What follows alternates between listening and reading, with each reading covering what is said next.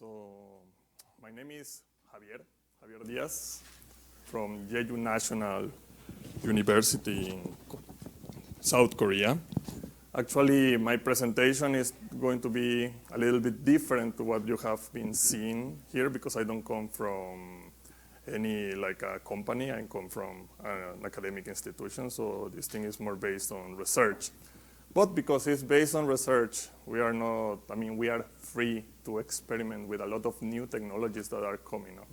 So the title of this presentation is ZT&T, Intent-Based Networking and Blockchain-Driven Approach for Zero Trust and Touch. That is the ZT&T, Zero Touch and Trust. So we're going to be seeing these contents today. So I may start with the importance, right, of security, especially in today's standards of networking. We have seen a lot of changes, especially with the introduction of software-defined networking, network function, virtualization, cloud computing. It has changed the way that we deploy and we make the networks itself. But also, with this, it means that these all network perimeter definitions that we have, especially in data center security, these lines that delimit the perimeter has dissipated. Organizations have not only local deployments that they are managing, like on site, but also remote sites, cloud services that they provide different kind of services, correct? So how to know, how to define what is trusted and what is not? We can see this thing, right? Like the old network perimeter, we had some on-site users, some endpoints and servers and apps that we had control. But currently, we see that we have so many types of services with different types of technologies that are connected between each other. One of the traditional ways for doing things was known as the castle and moat model of security, where, of course, what we do is that we set up this secure perimeter with firewalls, with rules for access into some network. But the problem is that, yes, we have these strict rules and verification applied, but this thing is only applied for external access. And once this access is verified, most of the internal security is non-existent. So some of these, like trusted behaviors, could cause maybe a security problem for like the inside network. And also, as I was explaining before, where is the perimeter in the current networks? It's kind of difficult to define. We have heterogeneous networks, we have different geographical locations, and everything is distributed. So with this, comes this new security paradigm that is called zero trust networking. So basically, it runs in two phrases. One is never trust, and the second one is always verified. So we need to apply these constant verifications at almost every stage of interactions in our networking systems. So also, we require continuous monitoring, risk analysis, and protection and mitigation in the cases that where there are some anomalies or some events that are happening. But mostly, I guess the most important thing that we need to define is the strong identity, because based on this strong identity, we can assure this level of trust, most especially for the endpoints and the actors that are going to be interacted in our networking system. There are so many concepts and so many definition of what zero trust is. And according to it, it can also be related to what intent-based networking requires. Why? Because the networking systems can be complex, and the definition of security rules and security policies also can be complex according to the level of the networking system. So intent abstraction or abstraction of this definition of policies can benefit a lot in this new security paradigm. The management of not only the networking resources, but also the security policies that are applied to them. The monitoring and the assurance itself, they are part of what intent-based networking requires. Also, well, as I mentioned before, the strong identity can be applied to these client and providers, this interaction with the system through APIs themselves, and because we are basing our research on blockchain technology, We need a way for communicating with the blockchain itself for the clients. The definition of the infrastructure policies and mapping roles, identities, and services is something that needs to be achieved. And the blockchain itself needs to provide some access permission, verification of identities themselves, and the logic for applying the roles, identities, and services into secure policies that can be audited or in some way can be verified through an immutable ledger. Through this, we have a system that is akin to many of these orchestrating systems that we have seen in these days in this networking event.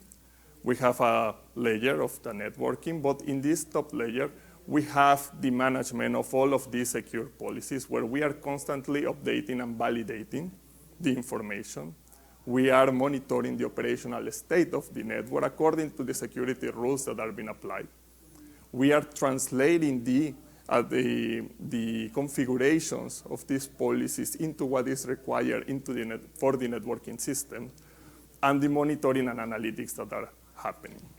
With this, we are interacting through clients and services that will manage these end-to-end connections that should be secure.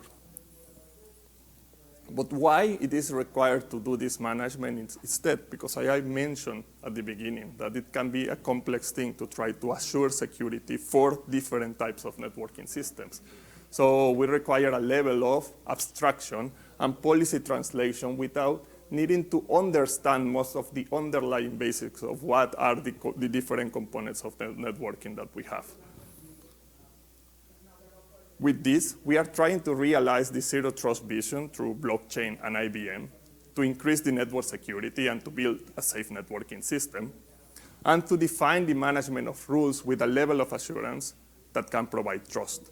And the way for us to assure this trust is to integrate the blockchain as part of the mechanisms where we can recognize, translate, and validate the information that we are putting inside of the networking system. Through this, using the smart contract definitions, we can map identities, we can map different services, we can map roles, and we can create these secure service policies that are going to be translated and pushed down into the networking systems. This automation of policies process, monitoring system continuously, analyzing data, and improving the networking system can be seen as some mechanisms for intent-based networking. Also, as I mentioned before, this strong identity, we need to achieve multi-layer security. We need to reach higher level of authentication, higher level of authorization, and granular access control to achieve this always verify and never trust definition of what zero trust is. We are providing strong and unique identities that can be continually verified, and we have some layers of security that are constantly being applied. Permissioning through the blockchain, enrollment through the security mechanisms of the networking itself, the definition of service policies, and the translation of service policies into session tokens to achieve more granular access control. With this, we try to achieve this never trust, always verify motto of zero trust networking. Also, as something that we want to clarify, because we're using the blockchain itself, we want to assure that everything that we are putting inside is trustable. One of the main motivations for doing integrating blockchain technology in the everyday transactions is to build some trust in a sense that it's a decentralized trust, correct? So we have a high-level definition of truth in the sense of an intent manager that can create a service policy that can store these rules in the blockchain itself to create the trust. We can define roles, we can define identities, and we can define these services. And these are translated into what is going to be the definition of a service policy through smart contracts by validating the identity information, validating the roles, mapping to the type of services that are defined, creating the policies, and executing these policies as decisions on the underlying systems, which is achieved as a translation of the policy as session tokens. And these session tokens are completely blockchain-based managed, And it's something that I'm going to explain a little bit further. But what we want to aim is the abstraction of the configuration and have some proof of ownership of these tokens that can be verified by the blockchain itself. So this, in order to realize the vision that we have for our research, we study different types of technologies. But as we wanted to focus in the blockchain and abstraction part of the security, we try to find some already existing open source networking systems that could provide the end-to-end security for the actual networking interactions. Actually, we found one that is meeting the needs that we have as research, that is called OpenCity from NetFoundry. From this, we are building to the top. So OpenCity already has the definition of identities, the definition of policies, and definition of services, and they are completely managed by what they call the city controller themselves. But in order to create this assurance of security, we are bringing this thing to a higher layer and integrating it with the blockchain. So every interaction that happens through the system needs to be validated by the blockchain itself. In order for this to happen, we need to create some ecosystem that is around the blockchain where we can connect different clients and different providers through APIs, and having this ecosystem update, validate, manage what we are defining as secure policies.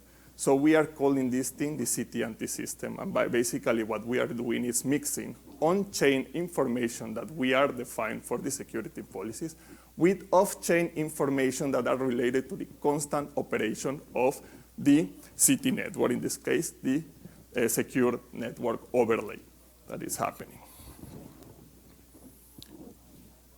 Our main focus initially, in order to assure the trust, is to have the authentication, authorization, and access control completely defined. And for this, we need to assure the permissioning of endpoints into our system. And this is achieved by authentication and is handled by blockchain identity registration. Enrollment, that is handled by the enrollment procedure of the network overlay itself. And this thing is one of the native procedures that OpenCity is providing through the city controller.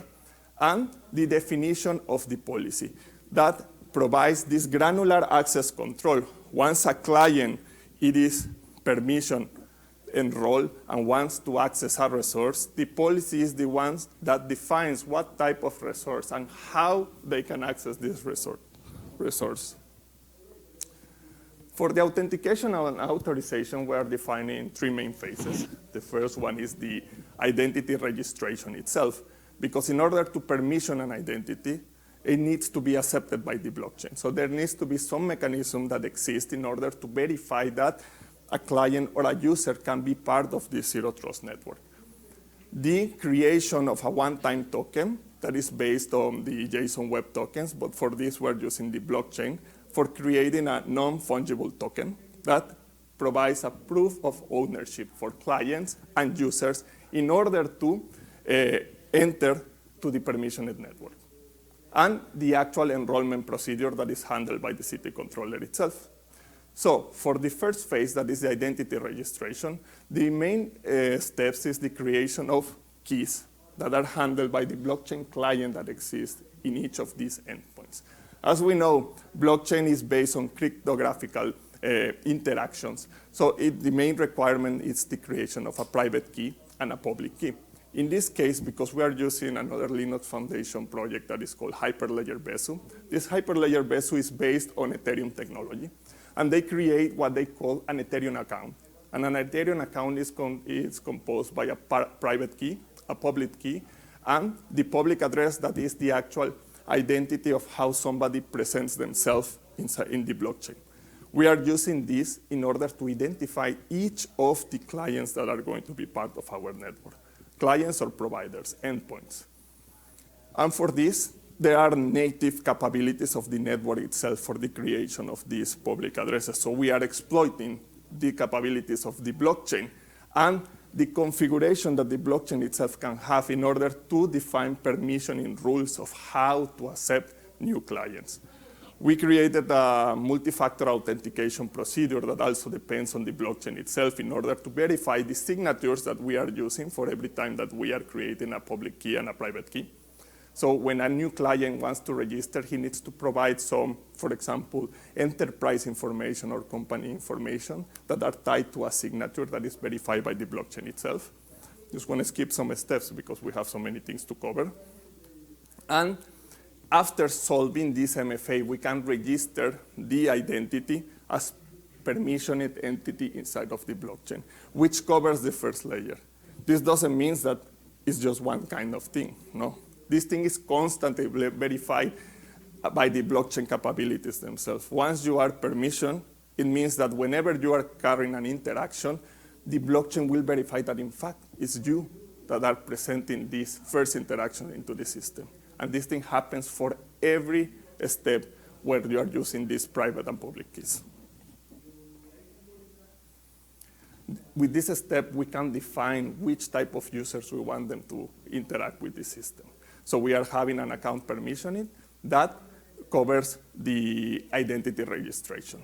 And then, because we know that this identity can be part of the zero trust network, we can give them a token for further assure their trust into the networking system. As we know, there are many ways for carrying these things, and these traditional ways they use OAuth 2, or other way for having session or enrollment tokens or one-time tokens that are based mostly in JSON Web Tokens. But what we are doing is that we are encrypting the whole JWT and inserted it as part of the metadata of a non-fungible token.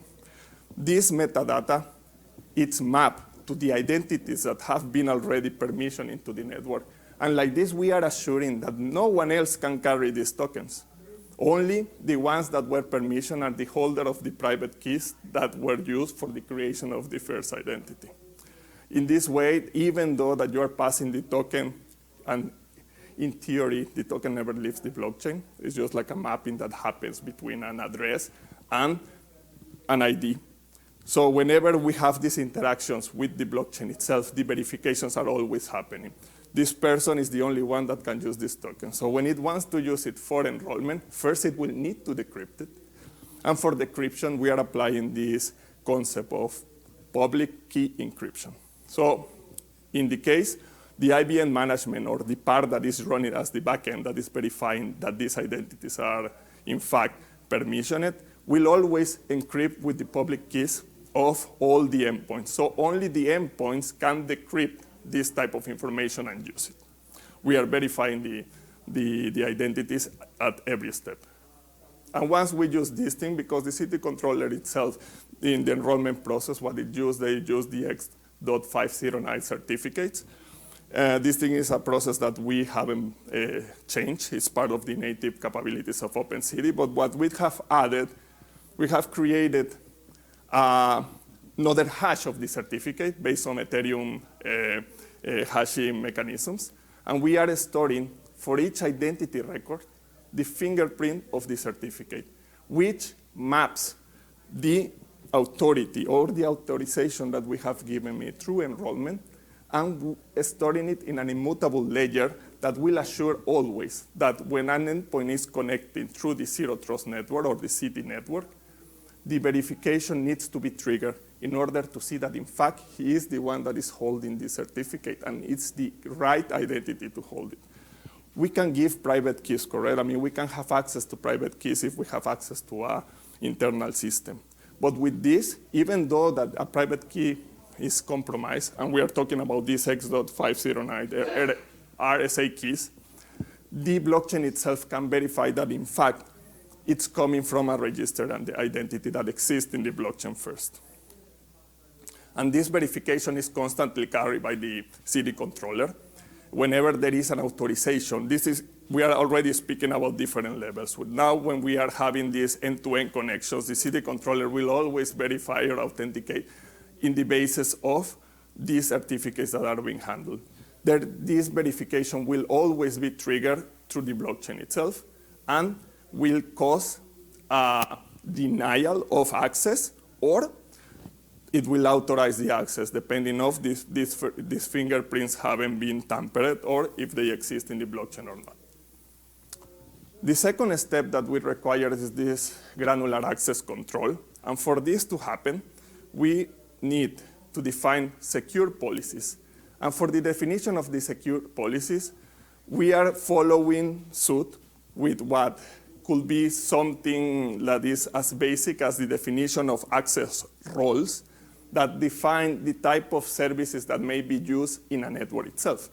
So all of these definitions, roles, in this case, that map what type of access they can have, and also some metadata that can be used to verify the type of access. In this case, we are using some expiration time for managing these active sessions that may exist in the connections. Also, the definition of the service themselves and the definition of the service policies are stored in the blockchain. There is nothing stored in an external database. All of these mappings, all of these basic definitions, they exist in the blockchain because what we want to assure is that trust is stored in an immutable ledger that even though, because Ethereum is a public blockchain technology, even though that there is like private deployments of it, this information can be visible but cannot be tampered. That is the most important thing. There is no sensible information in here because we only have IDs. We only have hashes that are being like visible by themselves. But the logical mapping of these records is what makes the secure level of granular access that can only be verified by a distributed entity. We call it single source of trust, but in fact, this single is distributed. So also there is some resilience that is happening with this. And for the service policy management, we are creating session tokens that are translated in the same mechanism that we see that for the one-time tokens, where we define the policy and we store this policy as part of the metadata of a token that is mapped to an endpoint that could be a provider or that could be a client. And both of them, they follow a verification mechanism that is constantly being triggered by we call it the IBM backend with the blockchain itself. So whenever a client or a provider want to interact with the resources in the network, this verification exists. You could be permissioned, you could be authenticated, there could be a policy already registered in the system.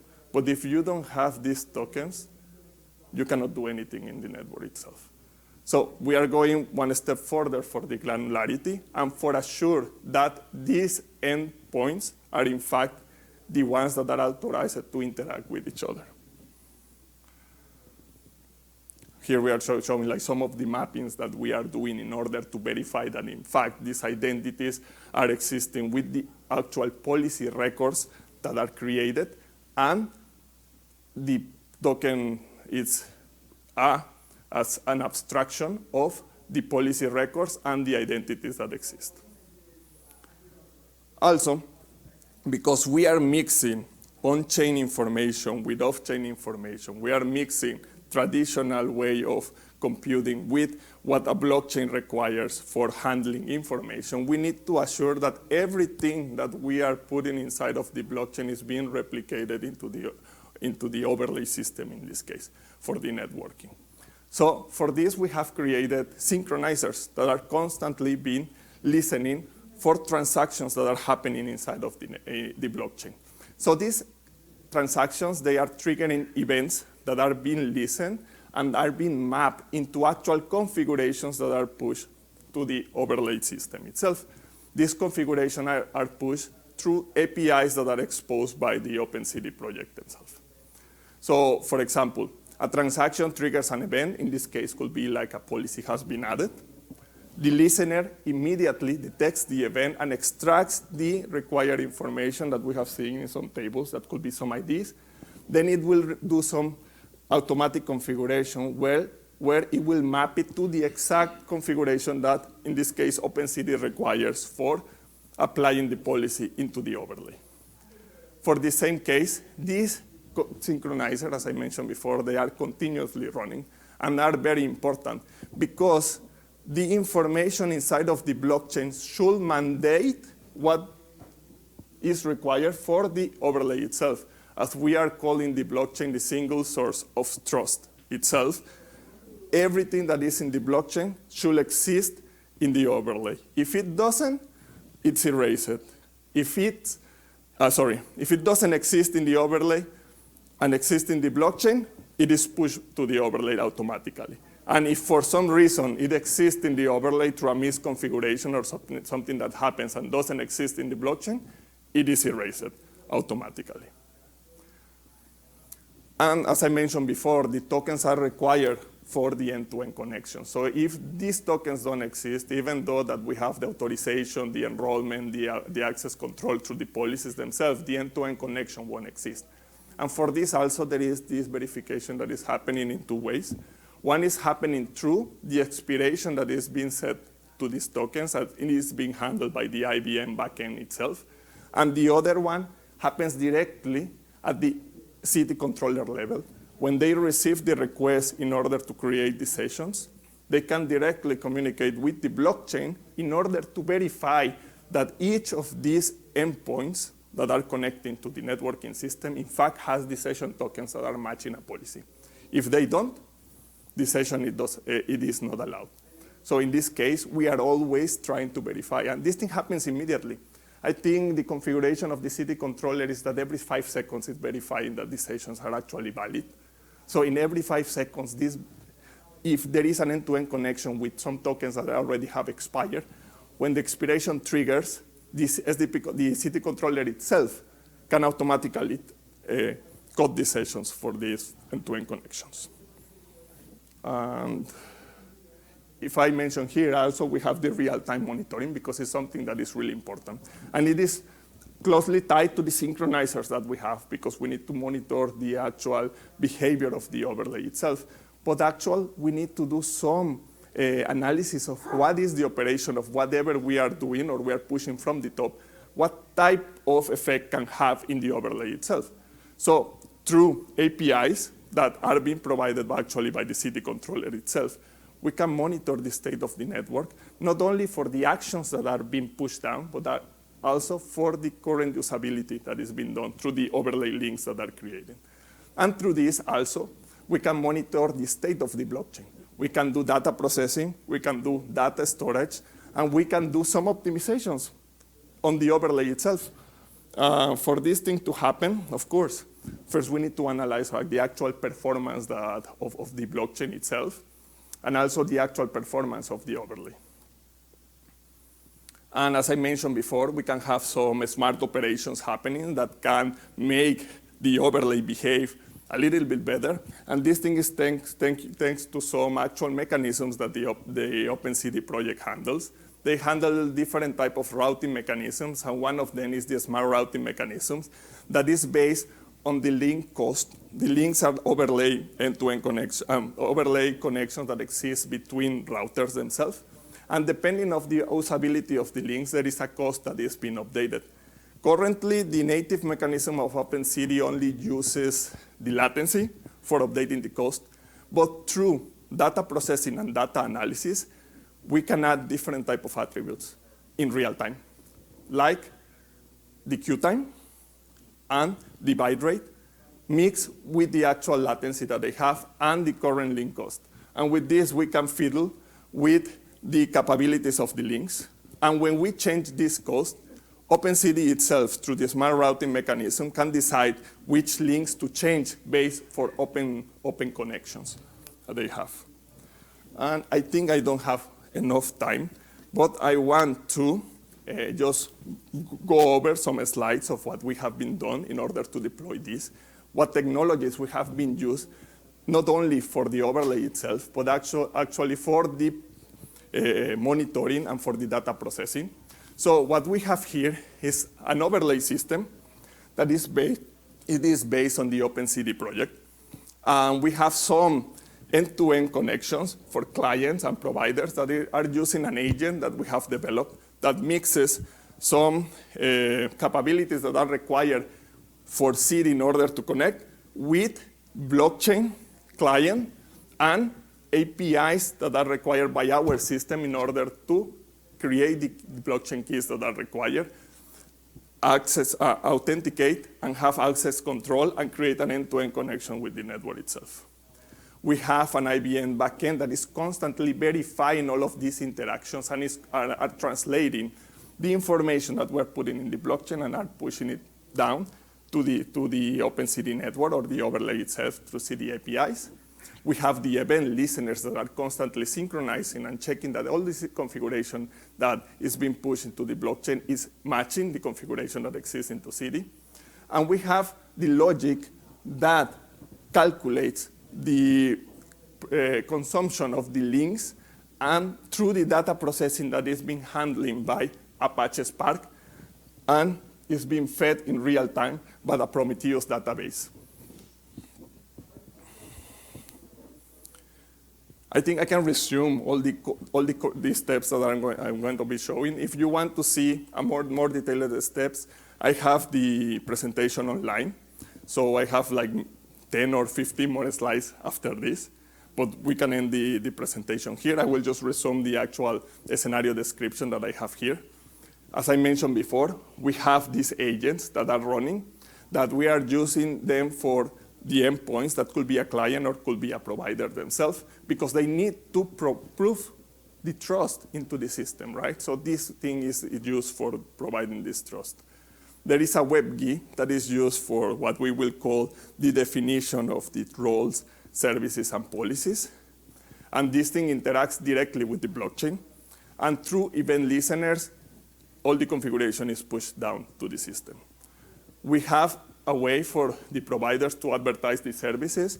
And also this thing is something that through OpenCD, they provide some SDKs for a person or a developer to create their own applications in order to advertise them to the Zero Trust network.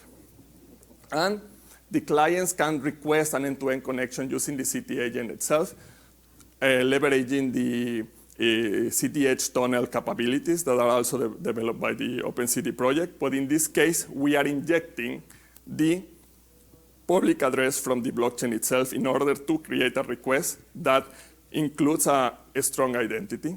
And we can consume network services only if we have the session tokens for those networks.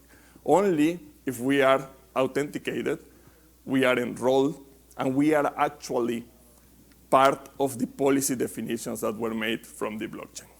In real time, we can verify the usability of these sessions and what is the actual performance indicators, not only for the blockchain, but actually for the links themselves, that it doesn't look good in this picture, but as I mentioned before, we have the presentation online. So I will skip some of these steps because we don't have time, and I want to show some.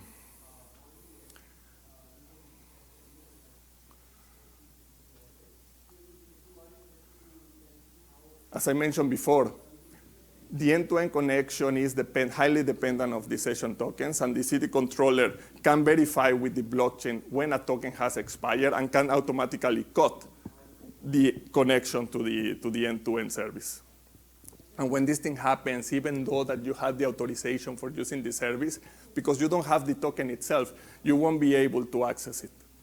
And this is something that I don't want to explain too much because it's not my project, but maybe when we reach the presentation for OpenCD, we can explain exactly how these services are defined and what these DNS mean in this case.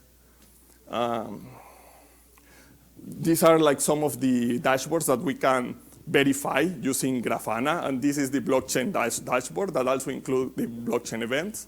This is the overlay dashboard that we can see the operation of the links and the actual performance that is happening with the cost of the links in the right side in real time, and how these costs are being updated. As I mentioned before, these cost updates, they trigger the smart routing mechanism for OpenCD in order to change the links on runtime. And the definition of the metrics themselves, they come from raw data in real time, and through Apache Spark, we are calculating all of these like a queue time, latency, data rate, and transforming it into some features in order to define the cost that it will be updated for the real-time link cost. There are some performance results that we are using also another project from the Hyperledger family, that is Hyperledger Caliper, but this thing is relevant mostly to the blockchain itself. Although this is some of the big concerns that we have with blockchain, right? Like the performance time and the latency that may have due to the block time. Most of the current blockchain transactions, especially in public networks, they can take a few seconds in order to be confirmed. But thanks to private deployments, we can define the exact block time that may be required for a transaction to be confirmed. So I think as the technology evolves, also this latency for the blockchain transactions can be improved. But the security that the blockchain may provide may be more important than the actual performance itself. Because as we know, technology, it improves over time. And this other graphic is used to illustrate how our system, even though that is built on top of OpenCD itself, can reduce in some steps the configuration that may be required in order to push these high-level policy definitions into the network, because we are abstracting a lot of the space that are required, and they are automatically be configured. So basically, I just want to conclude that, as I mentioned when I started this session, we are not building a company product, or we are not afraid of using new technologies in order to reach some concerns that we may have as developers, that is the security. Not only the security at the level of software, but the security at the level of the network itself. So some ways of reaching zero trust could be in our reach if we use different type of technologies that are supposedly created for the actual establishment of trust itself. And one of these technologies, I think, could be blockchain. I have a link that if you want to take a picture or you want to copy, I have it in the presentation that I put online. You could see the real-time operation of the system itself. And these are the technology and tools that we have been using for this project. I want to thank my team members that we have been working in this project, and my professor. And here are some contact information that I want to share with you guys. I just want, if you have questions or something. Yeah, probably I need to be quick. Hello? Yeah, okay. So I have a few questions. First is about, you spoke about the conversion of the access or the access tokens to the NFTs. Yes. And I would like to understand in which step you will do it, probably in the end. I can go back. There are two types of NFTs that we are creating. The first time is when we are doing the enrollment procedure. That is the one-time token that is used for the initial authorization into the system itself. And that thing is really important because we need to define this proof of ownership, right? Who is the right person to have these tokens? As I mentioned before, like somebody could impersonate another one. Somebody could intercept a token, because JWT tokens, most of the time, they are just like, they are just encoded. They are not encrypted. So we can just decode it with base 64 like decoding, and we can see the payload itself. So we can see a lot of contents. So what we are doing is that we are encrypting these contents, and we are putting inside of an NFT on-chain. We are not using any off-chain information. We are not using, like the traditional way of creating NFTs is that they just put like a link inside of the NFT, and the actual image, it exists somewhere in the internet. But what we are doing is that we are putting the whole payload inside of the blockchain. So the whole payload is encrypted. theoretically, nobody can access this information. And if they manage to access, they cannot do anything with it because it's encrypted with the public key of the endpoint. So they will require the private key of the endpoint in order to decrypt this JWT. For the session tokens, it's a little bit similar, but we are not encrypting the information because it's irrelevant. I mean, it's just like a policy metadata. So the important thing here is that we are mapping. Sorry, I think I'm taking too much time. We are mapping the, I think this was here. No, the identity creation. Yes, here. We are mapping the identity definition, that is the public address, to the contents of the metadata of the NFT.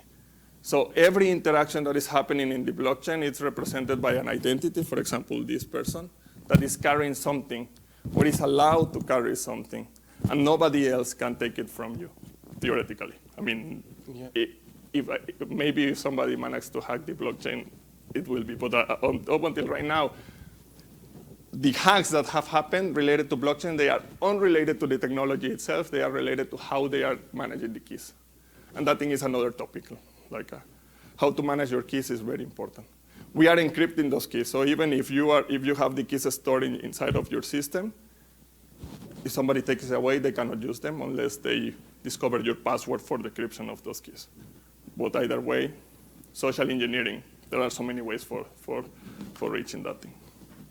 Then it's about, you spoke about performance. I would like to know how many nodes do you consider, and then the consensus time? Yes. And the third point, would be about the intent. We start with the intent, and it's what? It's a declarative. You write down, and that's it. And then the intent engine starts to work, and then it converts, and that's it. Yes. Let's go quick. The first one is for the consensus algorithm. Because we are using a private blockchain, we can define a very fast consensus algorithm that in this case is the proof of authority that can use like the practical Byzantine fault-tolerant algorithm that in theory is very fast. It doesn't require like this proof of work where there is so much like computing power in order to solve the problem and then decide if a transaction is valid or not. Here, we only define a number of nodes that can be validators, and if we trust those nodes, because we may have them in a really nice secure location, we may trust that those nodes are accepting the transactions that they should. It is fast in that case. And the second one, yes, it is declarative in a way that once the intent is defined, it's translated into a service policy, and this service policy is abstracted into a session token. And these session tokens are automatically being... You write down natural language, for instance, and then it yes, right now. But the second step will be to define an automatic way for minimizing this natural language processing for the definition of the intent itself. What we're trying to reach is like a full cycle. We have the abstraction of the session tokens. We define the session tokens, and the session tokens they expire automatically, but also we are collecting metrics from the usage of these session tokens. And from there, we can define some other mechanisms for deciding if maybe the way that we define the attributes for access of these services was the correct way, and maybe from there, like create a better logic for the definition of these attributes that the session tokens will have. And maybe final question, because I think we are off time. This is a nice talk. Thanks for the talk.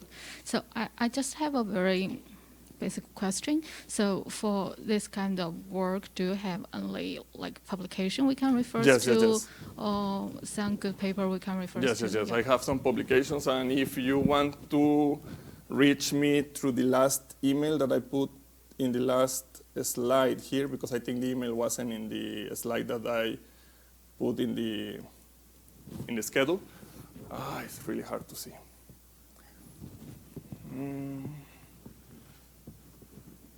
Is it visible? I don't think so, right? I will write you my email. Okay. Yes. But it's available. That is available, right? The papers are available. Yes. Okay. Yes, yes, yes. Yes. Thank you. Sorry for the time. Took 10 minutes extra. You're up against lunch, so it's all right. Ah, perfect. So if you want to keep asking questions, you can ask more. I have them already in a GitHub repository. As I told you last time, we were working in, I think, the version .26 or 26 version of OpenCD at that time. So we have modified the Edge repository mostly, and we have it in this GitHub that appears here. I think if I click it, but we haven't doing a push request to the OpenCD project. So I can give you the. Oh, sorry. That's in the deck, right? Yes. Oh, no. Sorry. I will just write it for you also. The color, right? I will just put it white. Yes, better. You're very smart, as if.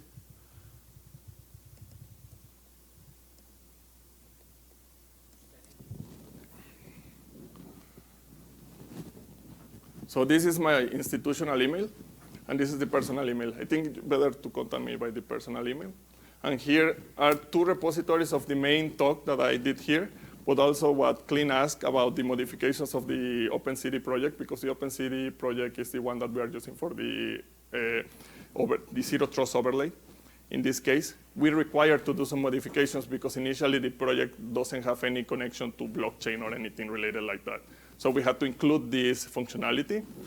But if you go outside, of these repositories, you go to the main directory, you can find the actual Edge and CD and Fabric folders for the OpenCD modifications. So one thing that I want to say is that right now, I'm just waiting for some presentation that I will have in Korea, and after that, I will put the videos in this link, the same link. The link won't change. So you can see it maybe by next week, all the videos of operation of the system. So thank you very much. Thank you.